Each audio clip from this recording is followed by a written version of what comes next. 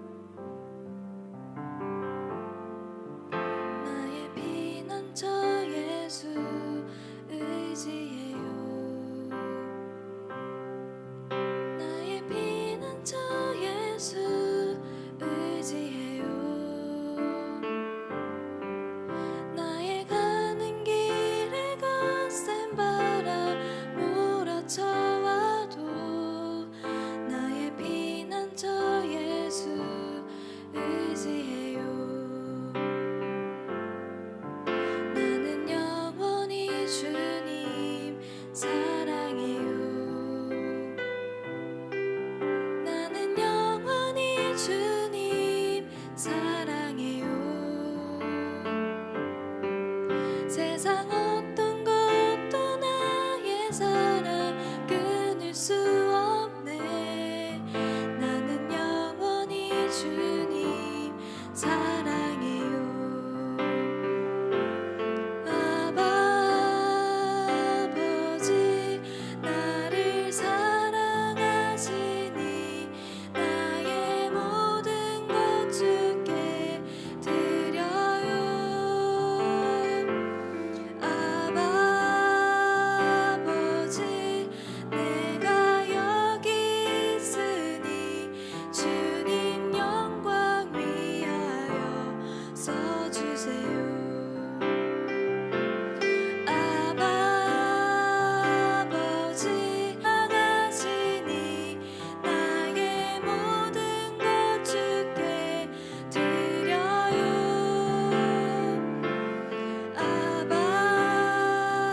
아버지 내가 여기 있으니 주님 교회 위하여 써주세요.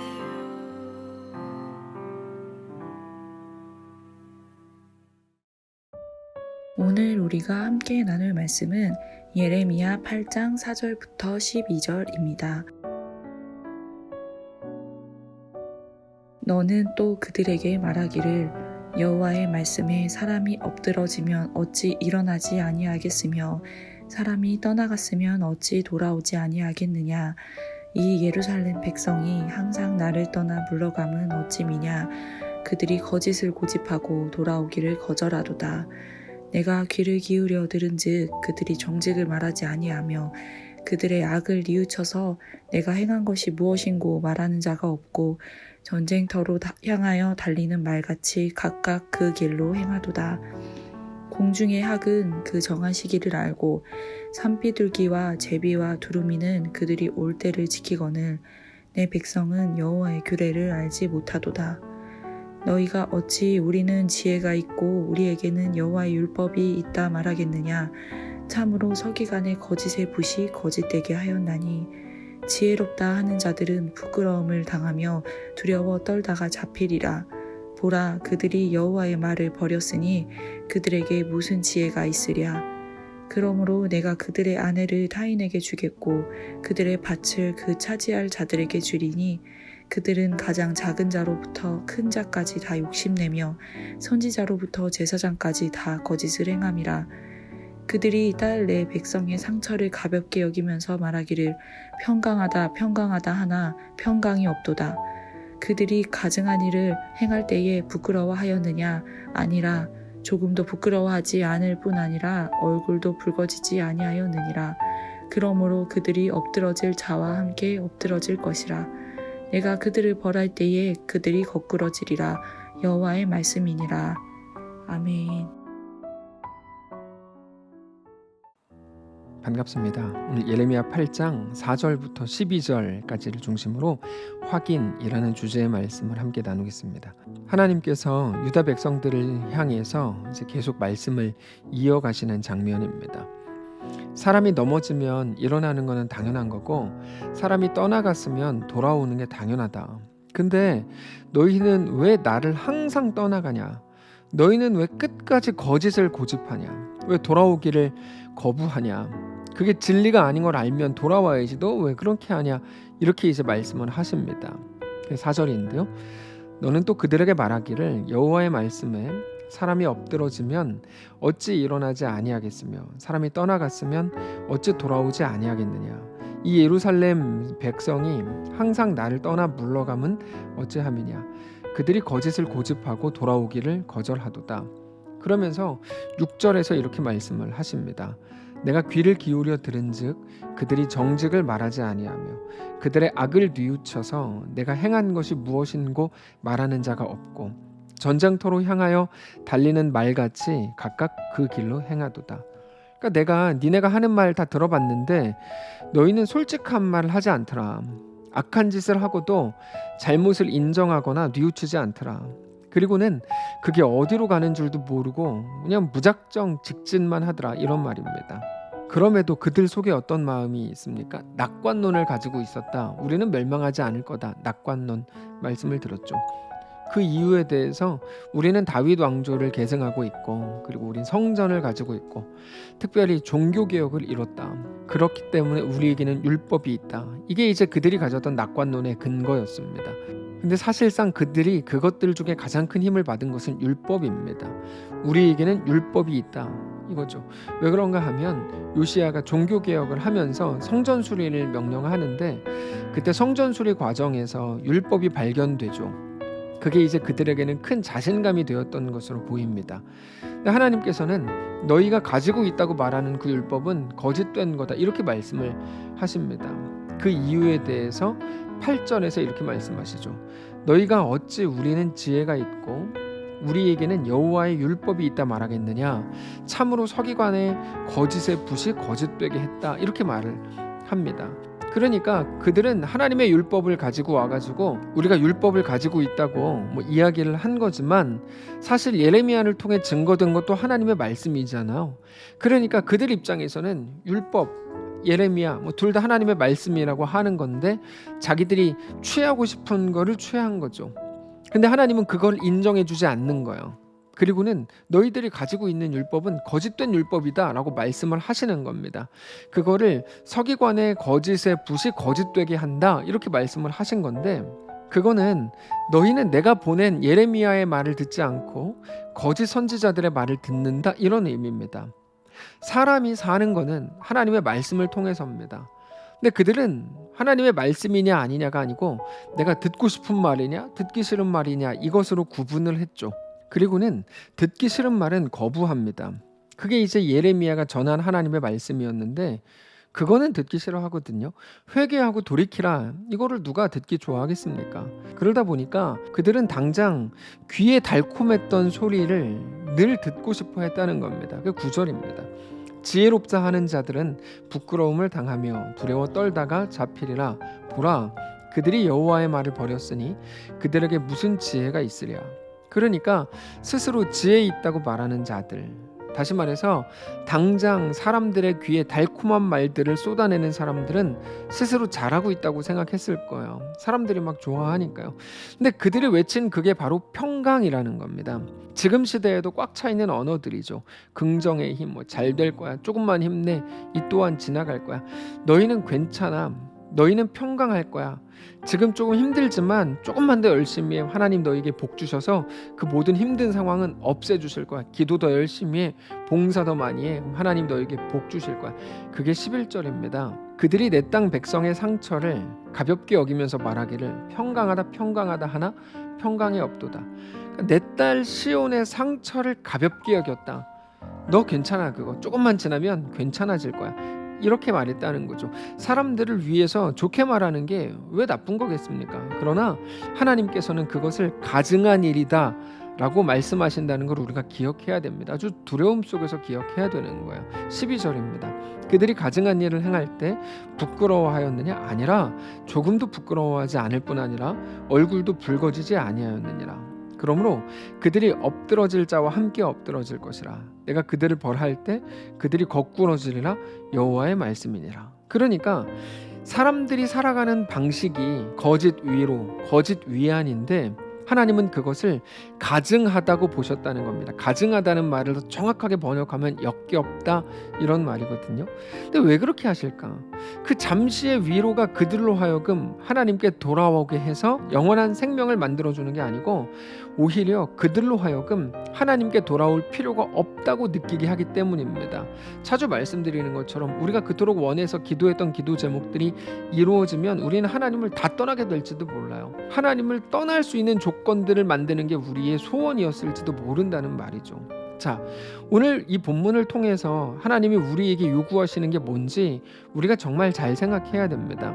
오늘 본문을 순서대로 정리하면 이런 내용입니다. 너희는 돌아오지 않는다. 너희는 왜 돌아오지 않느냐? 그 이유는 너희 중에 거짓 선지자들이 있기 때문이다. 거짓 선지자들은 너희에게 평강하다고 말한다. 그게 오늘 본문입니다. 그래서 우리가 오늘 생각하려고 하는 주제가 바로 그건데, 우리는 왜 거짓 위로에 만족하려고 하는가 하는 겁니다. 자, 거짓 위로가 있는데 그거는 단순합니다. 잘 될 거야, 그겁니다. 거짓 위로가 있다면 참된 위로도 있겠죠. 그 참된 위로는 뭘까요? 하나님이 함께 하신다, 이겁니다. 이거를 이제 우리가 구분을 잘 하셔야 되는데, 잘 될 거야가 무슨 말이죠? 시간이 조금만 지나면 힘든 그 상황이 없어지고 좋은 날들이 올 거야, 그 말입니다. 지금 내 앞에 있는 정황의 사라짐을 기대하는 겁니다. 근데 참된 위로는 뭐라고요? 하나님이 함께 하신다, 이겁니다. 그건 어떻게 하라는 겁니까? 그러니까 믿음을 가지고 그 길 속으로 걸어 들어가. 완전히 반대인 거죠. 거짓 위로는 그 정황을 살지 못하게 만드는 반면에 참된 위로는 그 길을 걸어가게 만드는 겁니다. 그래서 참된 위로는 우리에게 상황을 도피할 생각을 주는 게 아니고 상황과 현실을 살아가라. 하나님이 함께 하신다. 그러니까 너 살아갈 수 있다. 한번 해봐. 이게 참된 위로다 라고 말씀을 드리는 겁니다. 다시 말해서 상황으로부터 도망치게 만드는 게 아니고, 상황이 없어지는 게 위로가 아니고, 상황이 없어질 거야, 괜찮아질 거야, 이게 위로가 아니고, 그거를 살아내라고 하시는 게 하나님의 명령이고, 살아갈 마음을 가지게 되는 거. 나 살아봐야지, 나 이제 도망치지 않을 거야, 나 이제 포기하지 않을 거야, 그 생각을 가지게 되는 게 하나님의 우리에게 대한 목적이라는 것입니다. 근데 성도가 언제 그 마음을 가지게 됩니까? 내가 너와 함께 한다. 하나님이 그 마음을 주실 때 성도가 비로소 위로를 얻는다는 겁니다. 다시 말해서 하나님은 우리에게 하나님이 누구신지를 생각하게 하시는 방식으로, 하나님 나와 함께 하시는 내 왕이고 내 아버지고 내 주인이구나 라고 하는, 하나님이 누구신지를 생각하게 하는 방식으로 우리에게 늘 힘을 주신다는 거죠. 그게 위로입니다. 그래서 성경을 보면 계속 그 위로의 메시지가 나오죠. 내가 너와 함께한다. 두려워하지 말라. 겁내지 말라. 내가 너에게 명령한 거 아니냐. 그 말이 뭐예요? 하라는 거죠. 거론하는 겁니다. 왜 그것만 위로가 될까요? 여러분, 우리가 이 땅을 살아야 하기 때문입니다. 이 땅, 이 세상을 살지 않고 현실과 정황이 없이는 온전한 성도가 될 수 없기 때문입니다. 고민하기 싫다는 게 우리의 유일한 기도 제목입니다. 그래서 우리의 매일의 기도는 우리 고민을 없애달라는 겁니다. 근데 하나님께서 우리에게 말씀하시는 거는 그럴 일 없다. 네 상황이 좋아져서 천국 되는 거 아니다. 늘 이 말씀을 하세요. 너 거기서 천국이 돼야 된다. 상황이 좋아져서 천국이 되는 게 아니고 하나님이 우리의 아버지라서, 하나님이 우리의 전부라서, 하나님이 내 하나님이시라서 우리는 우리 현실 속에서마저도 이미 천국 백성으로 살아가고 있는 중이다 라고 말씀을 하시는 겁니다. 결국에 천국이 무엇이냐라는 질문으로 가게 되죠. 이게 결국에 핵심 포인트인데, 이제까지 많은 사람들이 천국은 아무 일도 일어나지 않는 것, 눈물 없는 것, 아픔이 없는 것, 황금길, 이게 전부라고 생각했어요. 근데 성경이 말하는 천국은 그렇지 않습니다. 그런 표현도 나오죠. 근데 성경에 천국에 대해 그런 표현이 나오는 이유는 그렇게 느낄 만큼 하나님의 함께 하심이 강력하다고 말씀을 하시려는 겁니다. 성경이 말씀하시는 천국은 뭐냐면 하나님이 다스리시는 나라입니다. 우리가 하나님의 다스리심을 받을 때, 하나님의 통치를 따를 때, 하나님의 이끄심 앞에 엎드리고 순종하고 충성할 때, 그게 천국인 겁니다. 그래서 우리에게 늘 도피와 도망이 있는 게 아니고 그 자리에서의 충성과 순종이 요구되는 거죠. 왜요? 거기에서만 천국을 이루어갈 수 있기 때문입니다.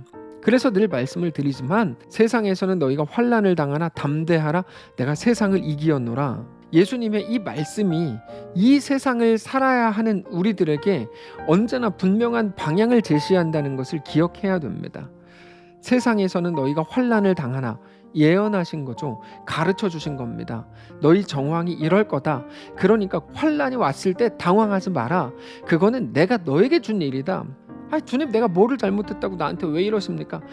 알지도 못하는 사람처럼 그렇게 하지 마라, 이거죠. 대신 어떻게 하라는 겁니까? 그때 담대하라, 이렇게 말씀을 하십니다. 담대하라는 게 무슨 의미입니까? 환난이 있는 그 길로 걸어라, 이겁니다. 도망치지 말고 그 길을 넉넉히 걸어 들어가라. 근데 그게 바로 예레미야를 통해서 주시는 하나님의 말씀의 핵심이었습니다. 무슨 말이냐면 나중에 계속해서 이제 묵상을 하겠지만 예레미야가 전했던 말씀의 주제가 바로 그겁니다. 너희는 죄를 지었고 그래서 바벨론이 와서 너희를 멸망시킬 거다. 야, 우리가 무슨 죄를 지었냐? 두고 봐라. 바벨론이 와서 너희를 멸망시킬 거다. 야, 아무 일도 안 일어났는데 너 왜 저 헛소리하냐? 아니다. 바벨론이 곧 올 거다. 근데 그때 바벨론에게 안 잡혀갈 생각하지 말고 잡혀가라. 너희가 잡혀간 그동안에 이 땅이 안식해야 될 거 아니냐?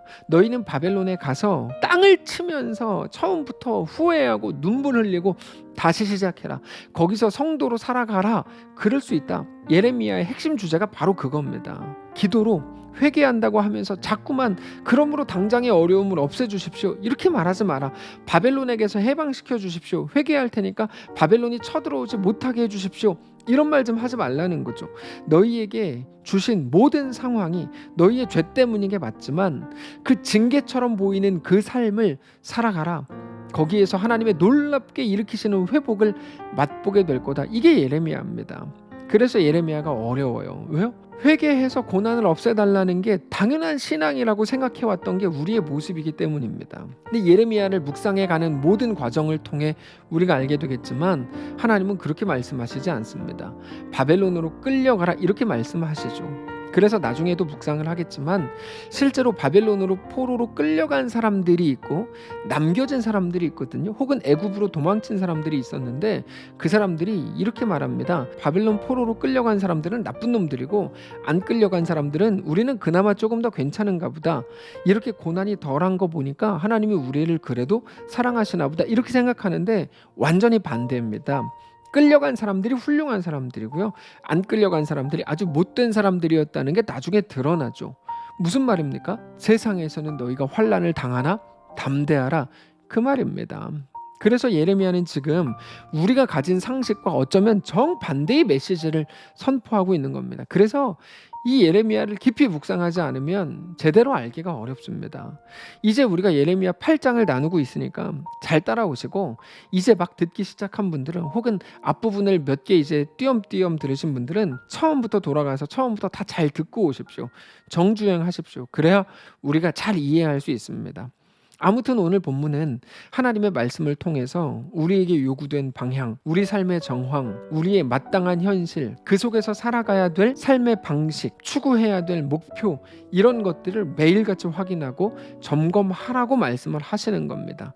사랑하는 성도 여러분, 하나님이 우리의 주인이십니다. 우리의 왕이십니다. 그런데 그 하나님이 우리에게 모든 것들을 허락하셨고 허용하셨답니다.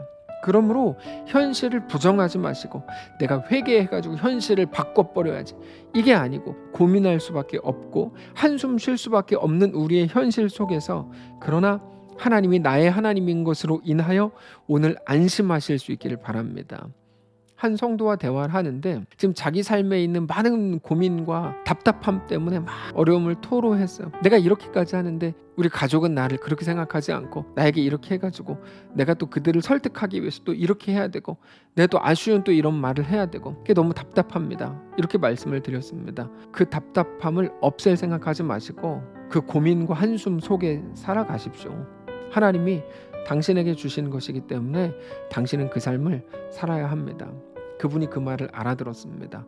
그리고는 긴 장문의 문자로 제가 다 알아들었습니다. 너무 감사합니다. 사실은 그게 하나님의 뜻인 거 알고 있었는데 용기가 안 났습니다. 용기 내서 다시 시작하려고 합니다.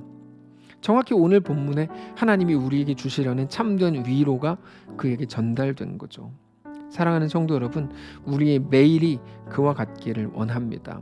고민할 수밖에 없고 한숨 쉴 수밖에 없는 우리 현실 속에서 하나님이 나의 하나님이신 것으로 인하여 오늘 안심하시길 바라고, 주 안에서 주와 함께 우리에게 주어진 오늘 우리의 삶을 넉넉히 살아가는 귀한 성도들 되시기를 축복합니다. 살아계신 하나님 감사합니다. 오늘 우리에게 말씀을 허락하시니 감사합니다. 이 말씀 부여잡고 오늘을 살기를 원합니다. 주님, 내가 뭐 그렇게 잘못했습니까? 따지면서 고민할 만한 그 일들 없애주십시오. 그게 아니고 하나님, 고민할 만한 상황 속에서 넉넉히 주의 길을 걷게 하여 주시고 주님과 믿음으로 동행하며 나에게 허락된 그 길을 승리하며 걸어갈 수 있도록 우리와 함께하여 주시옵소서. 우리 주인 되신 살아계신 예수님의 이름으로 기도합니다. 아멘. 사랑하는 성도 여러분, 오늘 하루를 하나님께서 우리에게도 허락하셨습니다. 믿음 가지고 승리하시길 바라고, 이 말씀을 붙들고 어떤 상황에 계시든지 하나님 나와 함께 해주십시오. 그래서 내가 이 길을 넉넉히 걸을 수 있도록 도와주십시오. 기도하는 그 마음을 가지고 또 하루를 승리하며 살아가는 귀한 우리의 삶이시기를 바랍니다.